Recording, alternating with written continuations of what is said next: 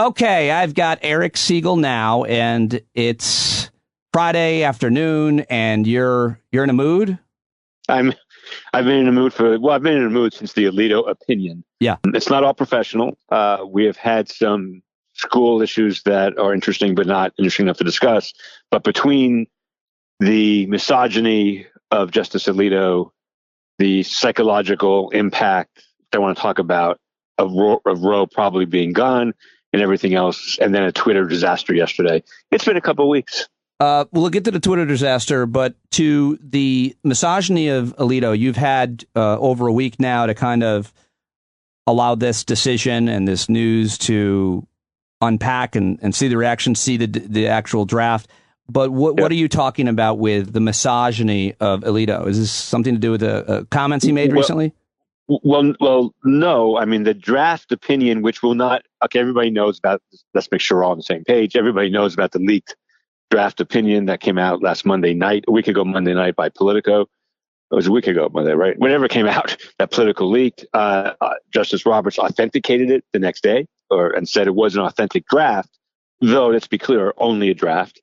But it does reflect Alito's thinking on the subject. And his thinking on the subject is about as fucked up as a Supreme Court justice could ever think about any topic in the history of time. That's how bad it is. Not just me saying that. Virtually every progressive commentator on the Supreme Court was prepared to deal with the overruling of Roe. And we'll get to that in a minute. But none of us, I don't think, even the most. So Ian Millhauser writes for Vox now. Yeah, he's great. Yep. Yeah, Dahlia Lithwick, of course, everybody knows. We all, knew this would probably happen. I don't think any of us expected even a draft opinion from the Supreme Court to sound like that draft opinion sounded. Now, maybe this is only an attack on Alito, as opposed to, it was a draft opinion. I think it easily could be signed by Thomas and Gorsuch. I don't know if Kavanaugh, Roberts, and Barrett would sign on to this. I would hope they would not, because I would like to think they have some shred of humanity in them, which Alito, Thomas do not. But I don't know. Pete, it was written there are many, many ways to overturn Roe versus Wade and the Planned Parenthood versus Casey decision, which is really the law. There are many ways to overturn that. That would be painful and hard, and we'd have to talk about it, but would not be misogynistic and sexist all the way down. The guy cites like a 13th century witch burner in this opinion. He makes the case over and over again that in 1868, women didn't have this right. But of course, women didn't have this right in 1868 because women had no rights in 1868. They couldn't vote. Let's just start right there. They didn't vote in most states. Wives were the literal property of their husbands in many states. So just step back from anything you know about constitutional law, constitutional doctrine, whatever, and think about a 2022 justice or court, or it may end up being, taking as its guidance for women's equality and women's roles in society and everything else, a society where women couldn't vote, where wives were the literal property of their husbands, where they couldn't be lawyers, by the way, in Illinois, and the Supreme Court affirmed that in 1870 something. The idea, and Alito goes back and back to that all the time, and it's insane, Pete. And what brought it home for me even more than anything else, not that I need to be lectured, not that I need anything to be brought home about Originalism, but I had lunch with two Brazilian law professors last week that I had to cut short because of a school emergency. But I don't know. I know nothing about Brazil. This is what they told me. Their constitution was ratified, the most recent one, in 1988. 1988. That's the governing law of Brazil. All right. And everybody in Brazil thinks originalism as a method of constitutional interpretation is a joke. And people who wrote that constitution and voted for it are still alive.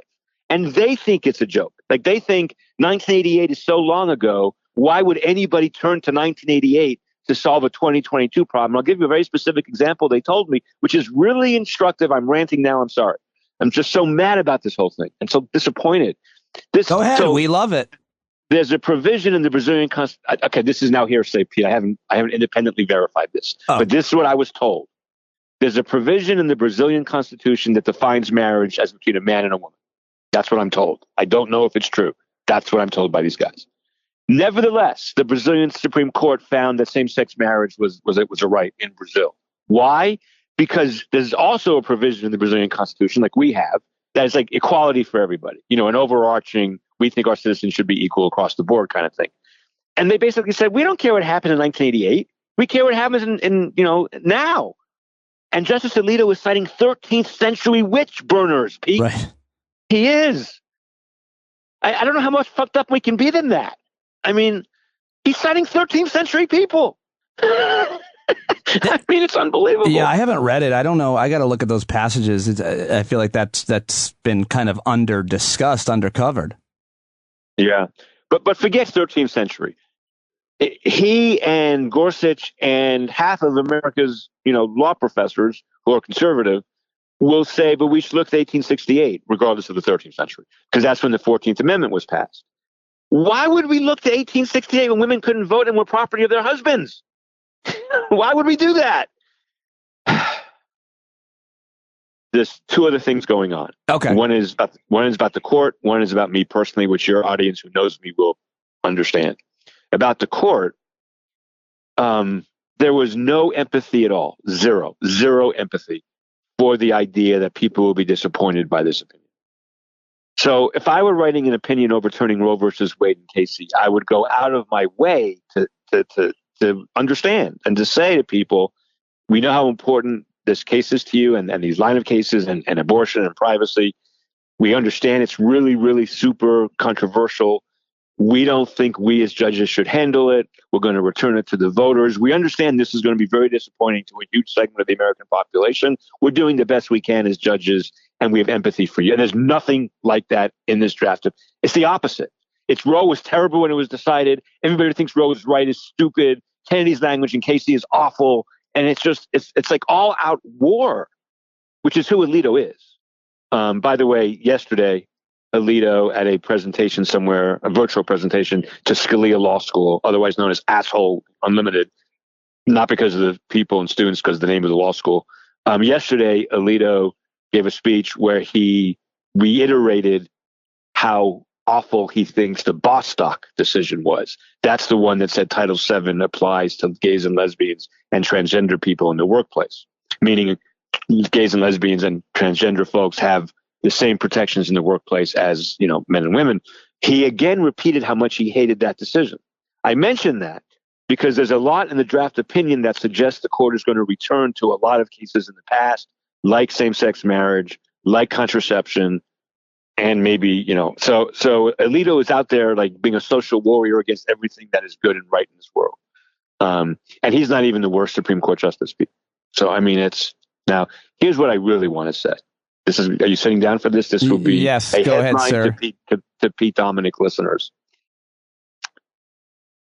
I haven't said this yet, and I haven't written it yet. You're the first. I'm not that this is big news. I don't want to overplay this, but you're the first person I've said this to publicly.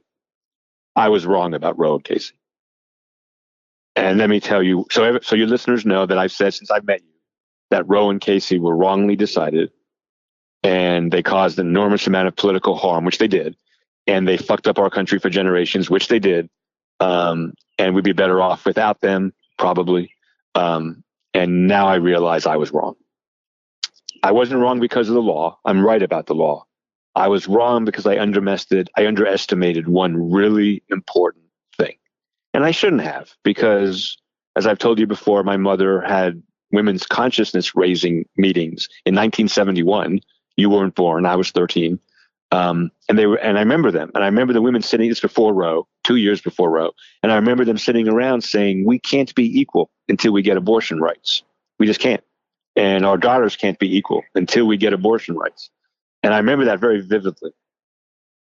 And then I remember after Roe, my mother's entire perspective on the world changed to some degree. She's passed away by now. My mom, she was well past, time to be pregnant, but Roe wasn't just, this is where I went wrong.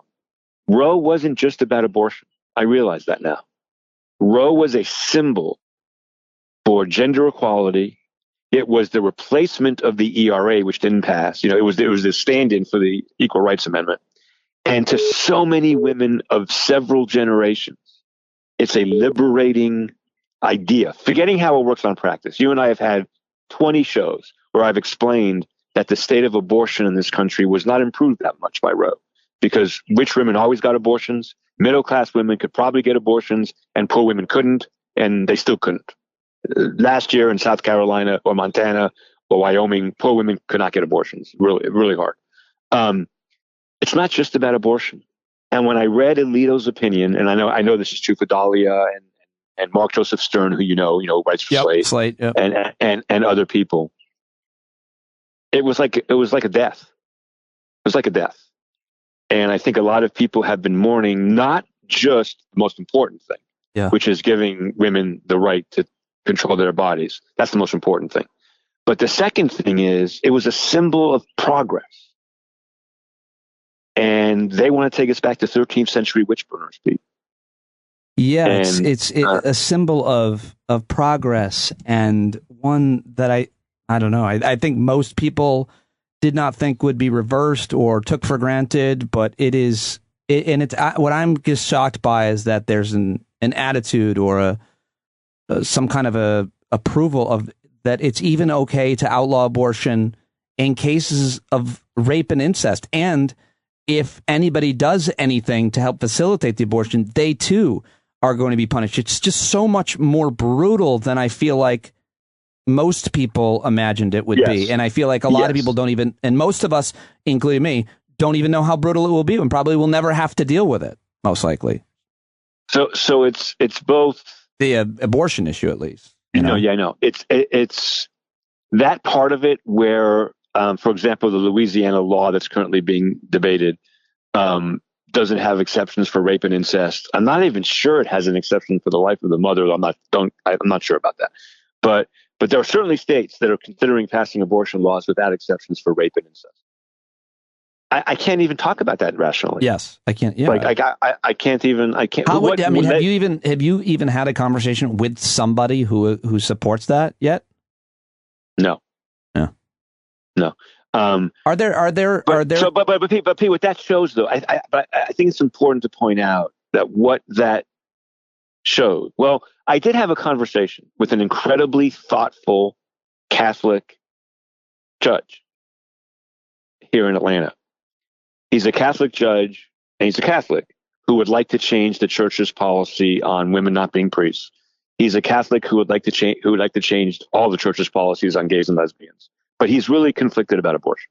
Fair enough, right? We're not going to grudge him for that. He's very conflicted about abortion. But even he said he doesn't understand the kind of monster who would allow a raped 16-year-old not to get an abortion. Like, he doesn't. Yeah, that's what I'm wondering. Like, who are the what? Well, that's the point. It's not about that. So I have been saying forever, since you've known me, and 10 years before that, and I would get such pushback from people, but I was right and they were wrong. It's not the fetus is a very small part of this. You know that.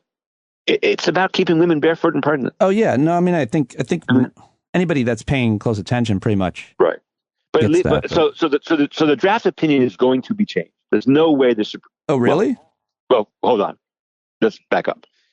The result's probably going to be the same. Who knows? Justice may change their mind. But let's assume Roe and Casey are overturned and the issue is returned to the states completely. The rhetoric in the opinion can't stay.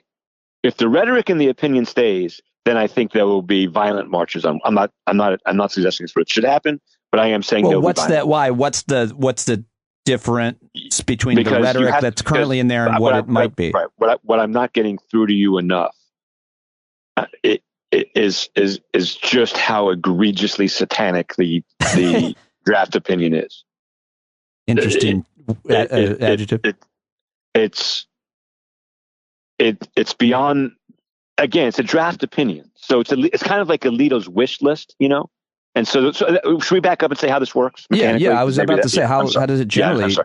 So the way it works in all cases. This case, Jones versus Smith, is argued. In this case, it was Dobbs versus whoever.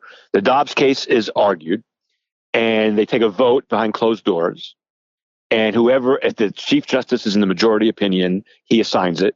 If he's not, then the most senior justice assigns it. The opinion was assigned to Alito. That, whoever it's assigned to doesn't matter. It matters. That always happens. The judge who's assigned the opinion writes a draft. The first thing I think he does or she does is try to get 4 other justices or more to sign on so that it becomes, a majority opinion. And then there are dissents circulated and concurring opinions circulated and all that. This was done in February. This is the very beginning of that process. So it's not fair yet to tarnish Kavanaugh, Barrett, Gorsuch, with this opinion, because it's really only Alito's work so far. Now, Politico reported on Thursday that through more leaks, is that opinion is still the only opinion that's being circulated. But let's be clear, it could change dramatically. So here's what I want to say.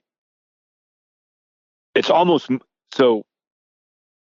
This opinion is so horrific in every way that it transcends all reasonable Supreme Court parameters, no matter what you think about the Supreme Court. Let's just start with this. Don't cite witch burners. Just don't cite them. Don't cite people who burned witches. Start there. In a cataclysmically important case, show some empathy for the other side.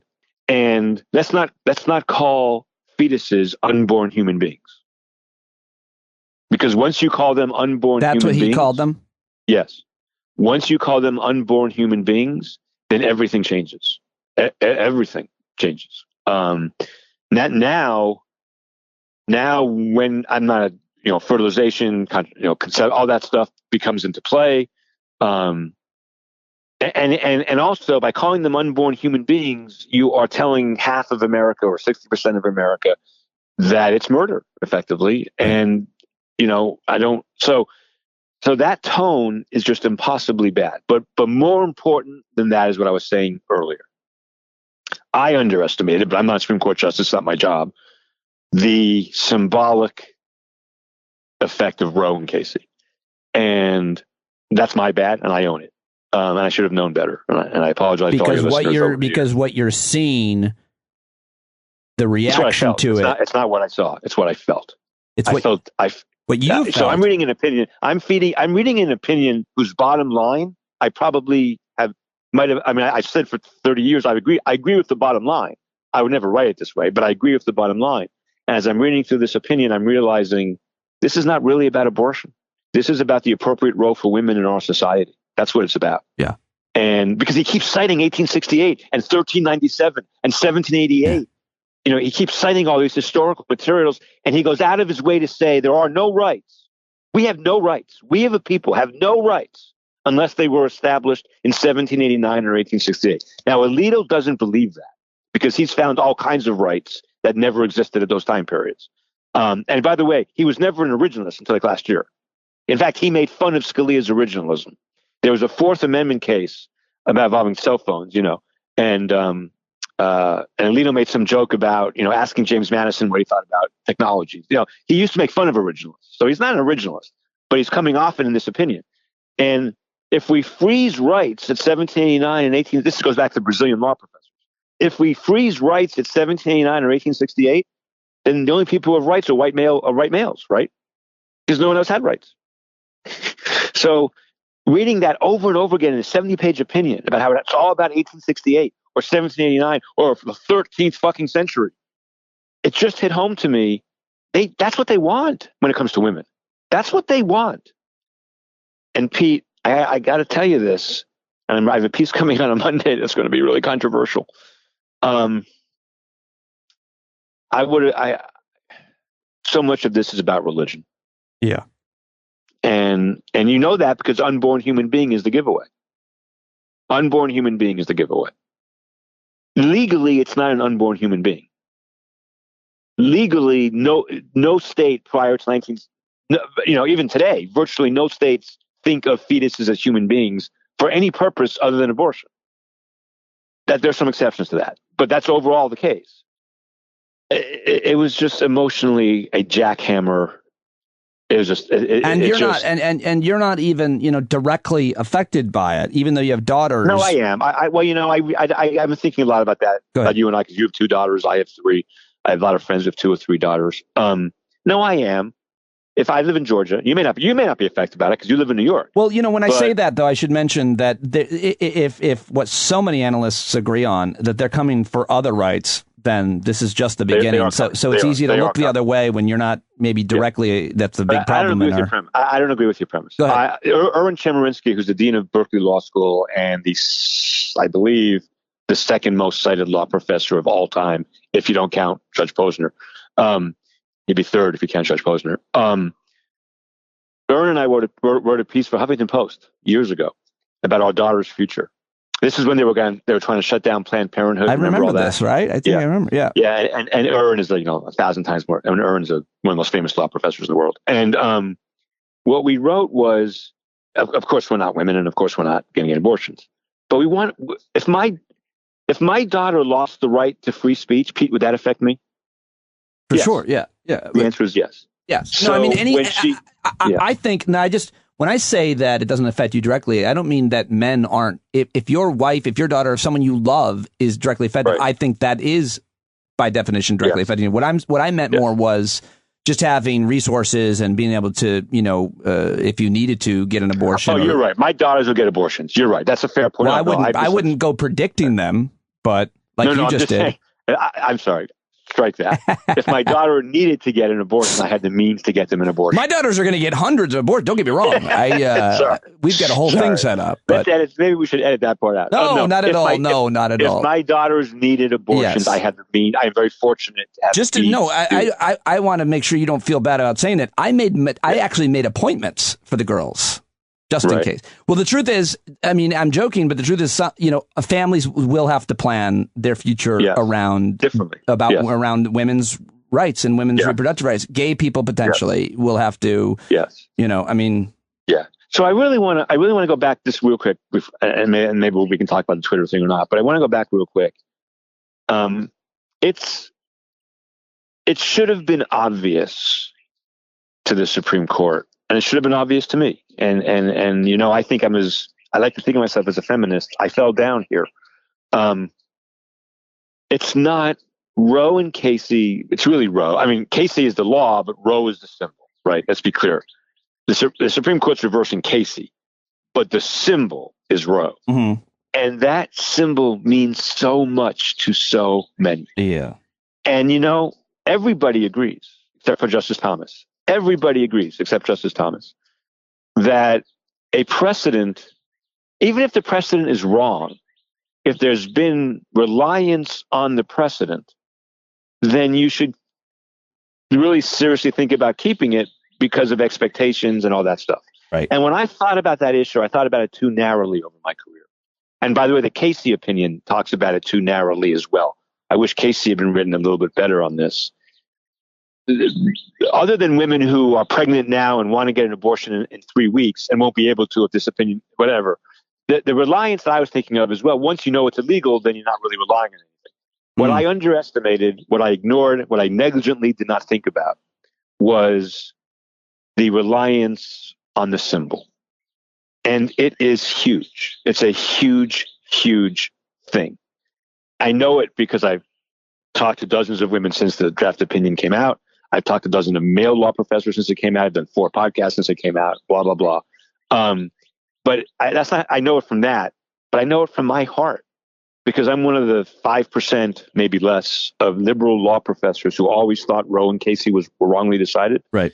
And now I realize, and I still think since the Supreme Court is not bound by law anyway, which of course is my whole jurisprudence, my whole scholarly agenda. That's what I meant, scholarly agenda.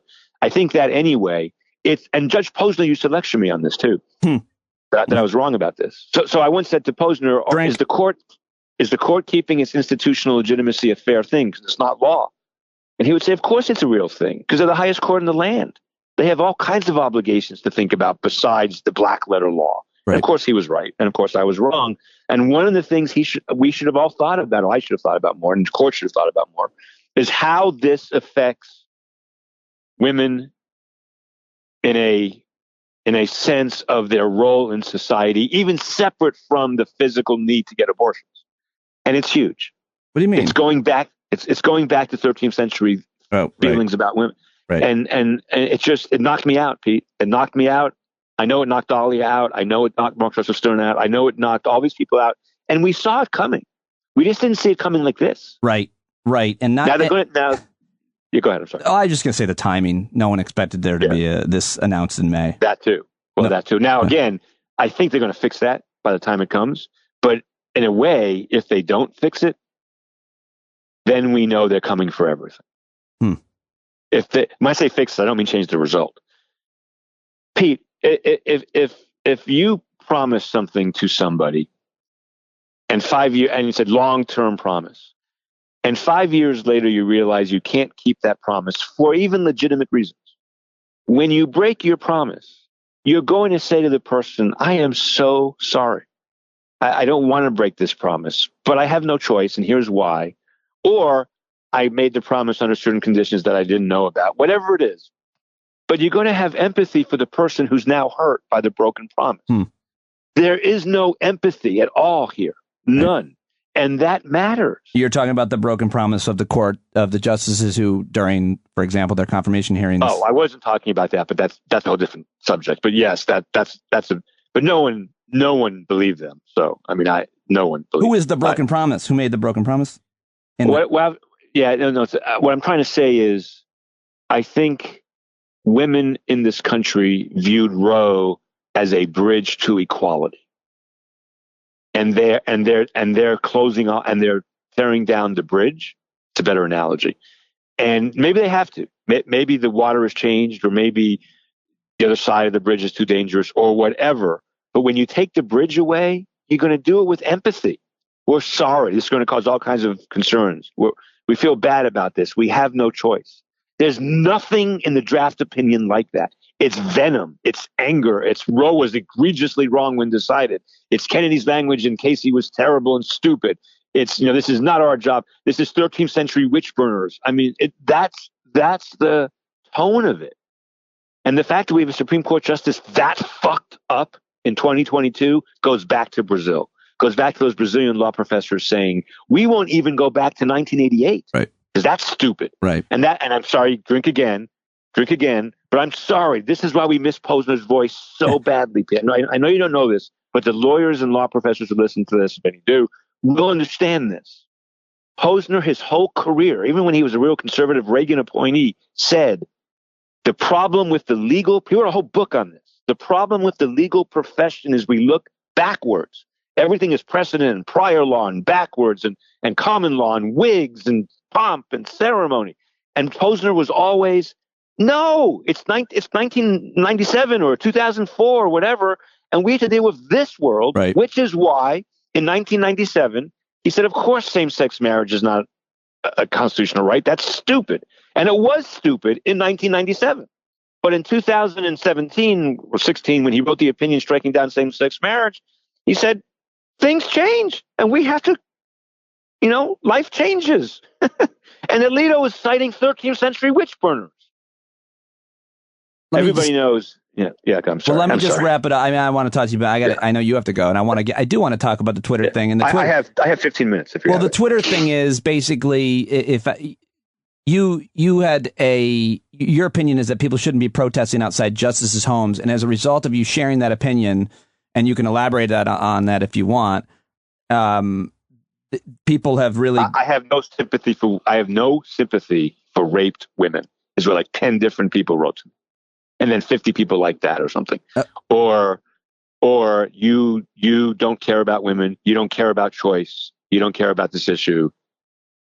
In the meanest, most vile ways imaginable. Okay, so your issue is that you gave an opinion on social media where you have said, and I love this phrase, you've used it throughout your career here and everywhere else, reasonable people can disagree, yes, but this is what I think. And yes, as a result of that opinion that people shouldn't be protesting, it's, for different reasons, they have, yes, the reaction has been so negative and horrible, it makes you not want to be on social media. There are a couple of things going on with that. To be clear, on the merits, what I said was, I don't think it's good to protest at people's homes because they have kids, and Amy Barrett has like 1,000 kids, however many kids she has, and they're younger kids, and I don't think bringing their kids into it is necessarily fair. But more, so that's one intuition. But more important than that, I don't think it's effective strategy.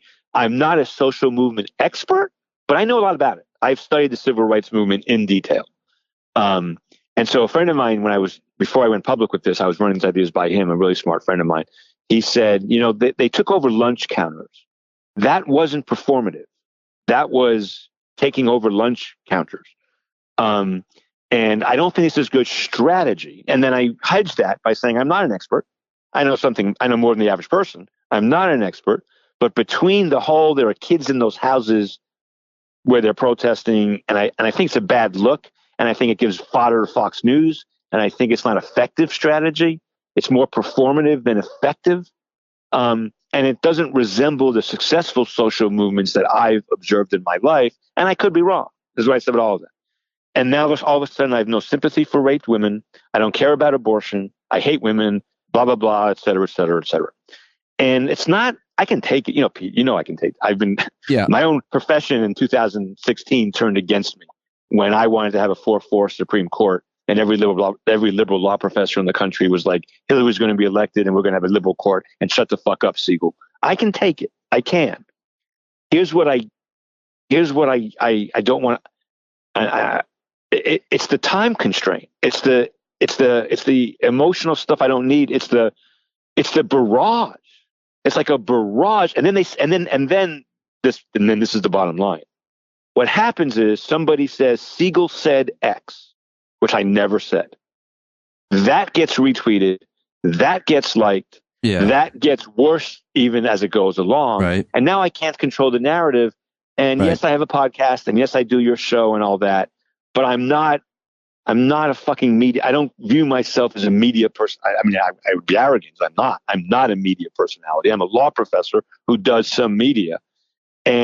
But even if you are a media person, I think you're a media personality at this point. You're a player on all things con law. You communicate not only with as a scholar, but you communicate with people like me that aren't scholars and listeners who appreciate it. Here's one thing.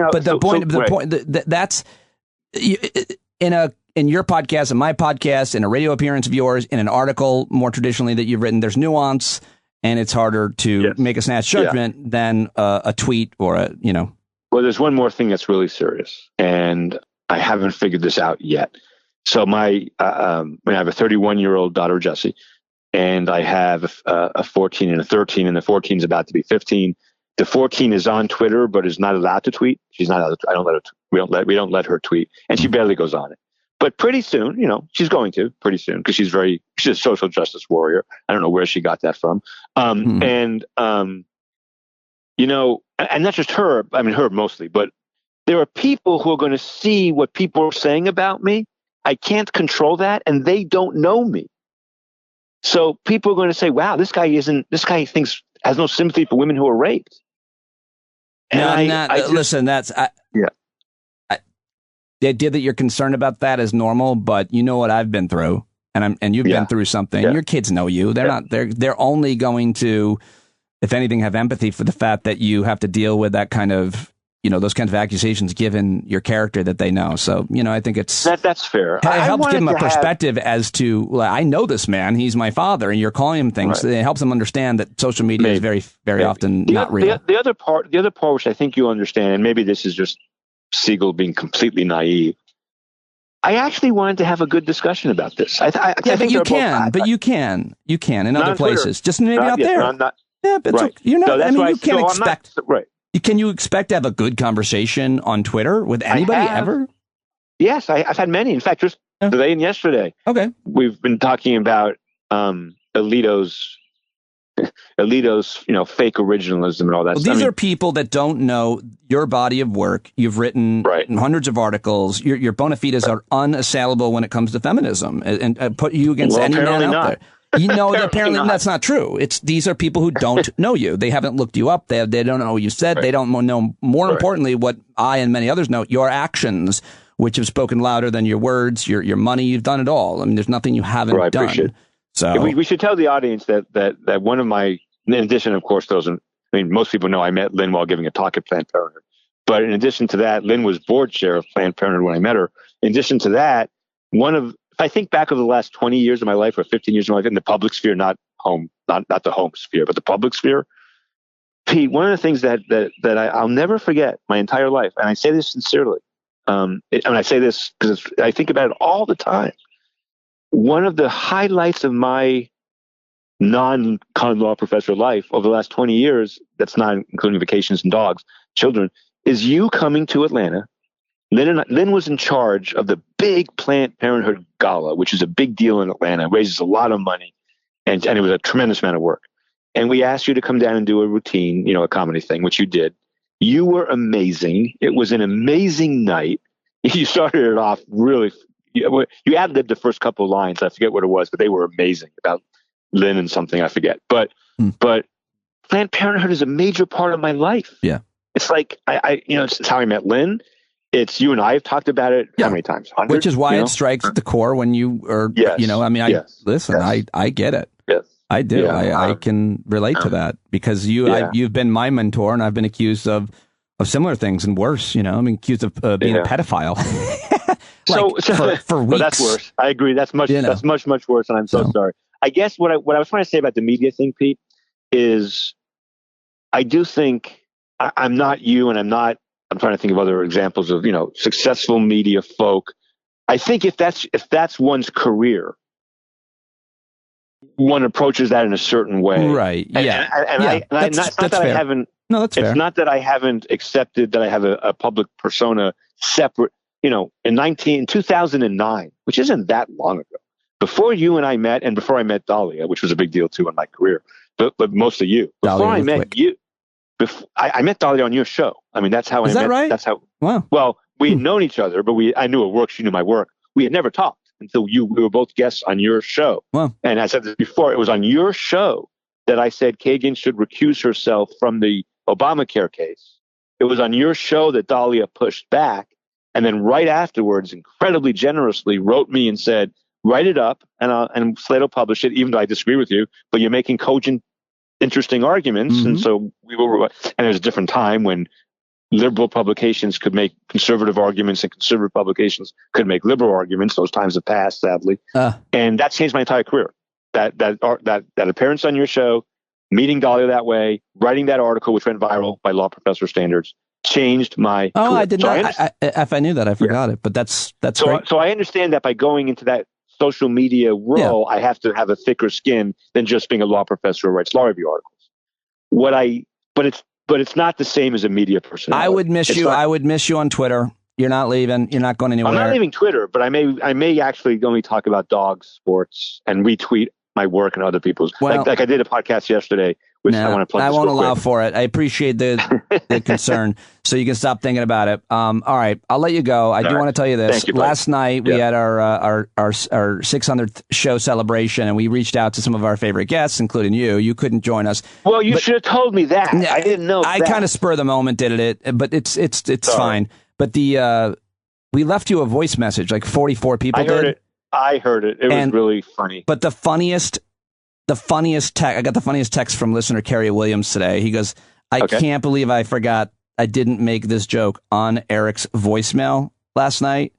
But Kerry texted me and said,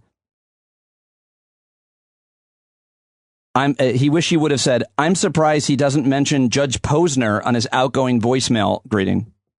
I thought was so funny. I deserve to be teased about that, and I'm more than happy to be teased. I'm teased by everybody about it. Yes. And it wasn't me, Pete, who voted him the most important intellectual. You've reached Eric Segall. Hold on. I want to finish the sentence. It was not Eric Segall who voted Posner the most important intellectual, not legal intellectual, the most important intellectual of the American 20th century. That wasn't me. That was other people. You've reached Eric Segall, and even Posner says nobody uses voicemail anymore. So text me. I'm telling you, if we had his voice today, it would really help. Well, I'm ending on your laugh. I'm ending on your laugh. Fair enough. Thank you, my friend. All right, buddy. I love you. Later. Yeah, give me too. Bye.